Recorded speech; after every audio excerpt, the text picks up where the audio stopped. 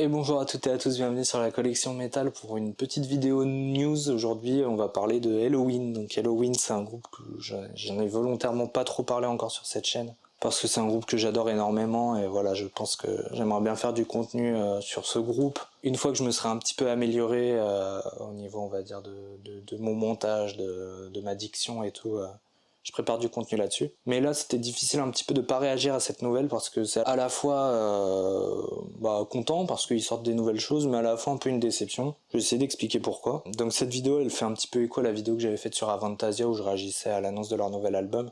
Il s'est passé plein de choses depuis, mais au final, bon, je suis pas très fan de ce qui est en train de se passer, quoi. On va dire, il y a un gros marketing autour de Zerby Dragons et voilà, je vois un peu la tête de Tobias Sammet partout. Je trouve qu'il n'y a pas grand chose d'intéressant à dire sur ce qui s'est passé après, quoi. Mais dans le cas d'Helloween, je trouve, voilà, c'est en gros le groupe va fêter 40 ans de carrière, ce qui est pas rien, 40 ans quand même. Et donc en fait, ils avaient déjà annoncé une tournée Helloween avec Beast in Black, qui est un groupe, voilà, de power un peu plus moderne là, qui est un groupe qui s'est créé après le départ de certains membres de Battle Beast. Groupe que je connais un peu, hein, j'ai écouté, c'est sympa. C'est pas mon domaine de prédilection, mais il y a des titres que j'aime bien de ce groupe. Mais bref, si on est là, c'est pour en fait parler aussi du fait qu'ils avaient sorti un album live de la fin 2024, là, le live at Budokan que j'ai chopé, qui est vachement sympa. Grosse scène, voilà, les 3 chanteurs.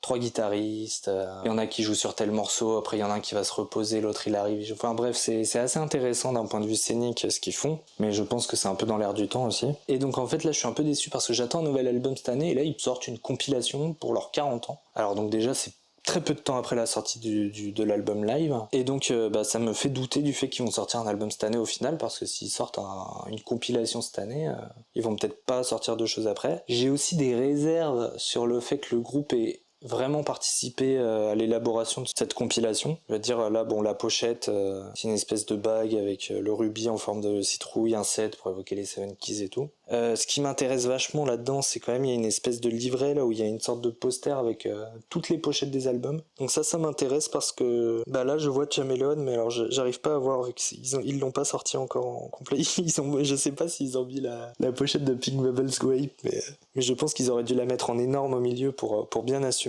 Voilà, et donc en fait ce que je voulais faire c'était un petit peu réagir à la tracklist. Donc alors vous m'en voulez pas si je me trompe, je suis un peu fatigué et j'ai pas tous les titres par cœur en tête, mais je vais essayer de dire le moins de bêtises possible pour réagir un petit peu à cette tracklist.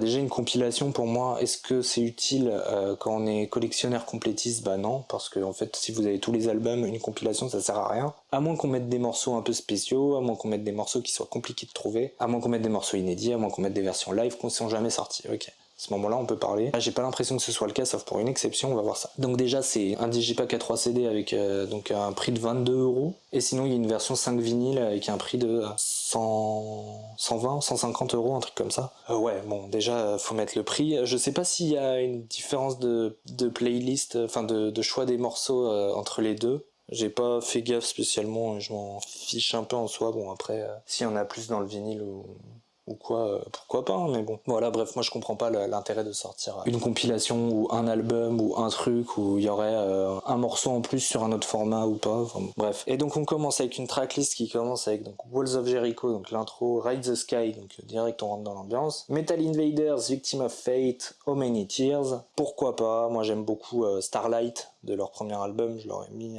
enfin de leur premier EP plutôt. Je l'aurais mis sans hésiter. Starlight, et j'aurais mis Gorgar aussi, qui est un morceau que j'aime beaucoup. How Many Tears tous les jours, je veux cette chanson dans les oreilles tous les jours évidemment. Alors ce que je remarque, c'est qu'ils ont essayé de faire le truc de manière un peu chronologique, mais ils ont encore une fois mélangé Walls of Jericho et leur premier EP Helloween. Donc ça pour moi, je suis pas fan, hein. Pour moi le premier EP, ils l'ont un peu noyé dans cette époque, ils ont même appelé leur dernier album Helloween. Alors que ce premier EP, il a quand même une importance assez historique dans la création du power metal et tout. Je suis pas très fan du fait qu'ils le mélangent avec Walls of Jericho. Bon après voilà, c'est même studio, même année, même producteur. Ensuite on continue sur les Keepers of Seven Keys Part 1 et Part 2, où ils ont mis Eagle Fly Free, Halloween, A Tale That Wasn't Right, Future World, March of Time, Dr. Steen, Keepers of the Seven Keys, I Want Out. c'est compliqué hein, de faire de faire un best-of des deux Keepers of the Seven Keys parce que pour moi il y a pas de mauvais morceaux sur ces albums et ils doivent s'écouter de bout en bout. Ok, je comprends la démarche. Alors après ils auraient peut-être pu aller chercher des morceaux, voilà, des phases B de single de l'époque. Hein, ça aurait peut-être rendu la compilation plus intéressante. Ils ont préféré mettre leurs gros classiques. Pourquoi pas. Bon après, moi je suis content qu'ils mettent un peu March of Time, donc ce morceau un peu à l'honneur en donnant ce titre à la compilation. C'est un morceau qui est vraiment excellent, que je me souviens que j'ai beaucoup écouté à une époque et Kiske est impressionnant dessus, mais Kiske est tout le temps impressionnant quasiment quand il se décide à chanter du métal. Alors ensuite, là on va partir sur les trucs un peu plus intéressants pour moi. Comment ils ont décidé de représenter Pink Bubbles Go Ape? Ils ont décidé de le présenter avec Kids of the Century, qui est un choix complètement logique, et Number One. Alors Number One c'est intéressant, c'est un morceau qui est vachement chouette, un solo qui est super cool et qui est assez méconnu du groupe hein, au final, comme l'album en général. Moi j'aurais peut-être mis Mankind qui est excellente, mais je me dis Mankind ça a été composé il me semble par Roland Grapo et je pense qu'on verra pas de morceau de Roland Grapo dans cette compilation parce que je crois qu'ils sont en froid et qu'ils avaient peut-être la flemme d'aller le démarcher pour utiliser les droits etc. Enfin bref, vous voyez ce que je veux dire. Chameleon, ils ont juste mis Windmill, alors là je suis un peu déçu. Déjà il y a des meilleurs morceaux que Windmill sur cet album. C'est un album qui est méconnu, c'est un album ils auraient pu utiliser cette compilation un peu pour le faire découvrir un peu plus. Windmill c'est une petite balade sympatoche quoi, mais voilà ça casse pas trois pattes à un canard non plus. Je trouve que sur cet album il y a le morceau Giants qui est plus sympa, First Time aussi le premier morceau, I Don't Wanna Cry No More du coup c'est Roland Grapo qui l'a écrit, mais c'est Roland Grapo qui avait perdu son frère et qui avait écrit cette chanson, donc à mon avis il a un peu écrit cette chanson avec les tripes et moi ça me touche énormément. Voilà, ensuite on passe sur la période Master of the Rings avec Soul Survivor, Perfect Gentleman, In the Middle of a Heartbeat et Why. Ok, c'est intéressant, y a plein de très bons morceaux sur cet album et il y en a même des très bons qui sont assez méconnus. J'aurais peut-être pas mis In the Middle of a Heartbeat, qui est bon, une balade sympathique, j'aurais plus mis Where the Ring Grows, qui est excellente. Perfect Gentleman, il la joue beaucoup en live, donc à mon avis, ils doivent se dire qu'elle fonctionne bien. Soul Survivor, c'est un excellent morceau, c'était vraiment le retour d'Halloween dans son power super efficace. Ensuite, période The Time of the Oath, Forever and One, Power et Still Tormentor. Pour moi, le morceau The Time of the Oath est super intéressant aussi. On aurait pu mettre Kings Will Be Kings, voilà. Bon, après, voilà, ils ont mis les morceaux les plus connus. Forever and One, c'est un morceau qui est quand même vachement apprécié et au-delà du métal, hein, j'ai l'impression que c'est un morceau qui est quand même assez reconnu pour une performance vocale de Andy Daris qui est assez impressionnante. Ensuite, donc l'album Better Than Raw, Haylord et Aiken. Genre, je suis pas fan de Haylord. Genre, c'est une musique sympathique, un peu plus mid-tempo, mais en fait, il y a tellement d'excellents morceaux sur Better Than Raw. Enfin, Midnight Sun, tu mets Laudate Dominum, ouais, enfin, je sais pas, pour moi, Haylord, ouais, c'est le morceau qu'ils avaient sorti en single aussi, c'est pas... Aiken aussi, bon, Aiken c'est quand même un super tube, hein, on va pas se le cacher. L'album The Dark Ride, If I Could Fly, ouais, bon, la petite balade sympathique qui a bien fonctionné. Mr. Torture, ouais, qui est un excellent morceau. Moi, j'aurais tapé dans All Over the Nation, sans hésiter sur cet album, qui est un de mes morceaux préférés. Pourquoi pas. Rabbit Don't Come Easy, il y a que Hell Was Made in Heaven. Ok. Ok, d'accord, ouais, c'est un morceau, ça... Est-ce que c'est celui que j'aurais mis? Peut-être, je sais pas. Mais il y a plein de morceaux assez intéressants sur cet album. Alors, ensuite de Keeper of the Seven Keys, The Legacy, qui était quand même un double CD, il y a que deux morceaux, Light the Universe, donc avec la Candice, je sais plus, Candice Light? Non, je sais plus son nom.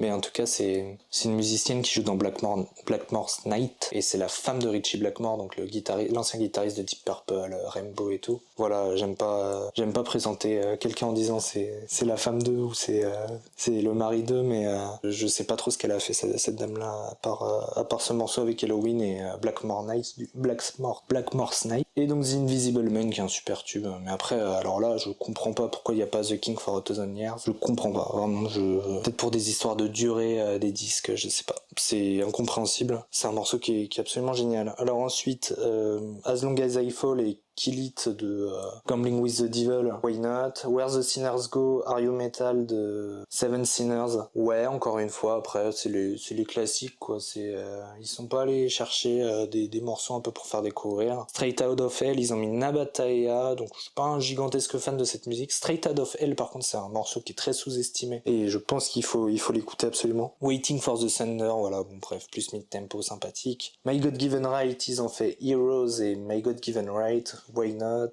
J'aurais peut-être mis Battles Won au lieu de Heroes, mais Mais bref, hein, cet album, je vais être honnête, il y a pas de... Enfin, voilà, déjà je trouve ça assez dommage qu'ils aient mis 2 titres de cet album et qu'ils en aient mis un seul pour par exemple Rabbit Zone Come Easy. Je trouve que cet album c'est un de leurs moins bons. Et donc ensuite, à la fin, donc voilà, à la fin ils ont mis Pumpkins United.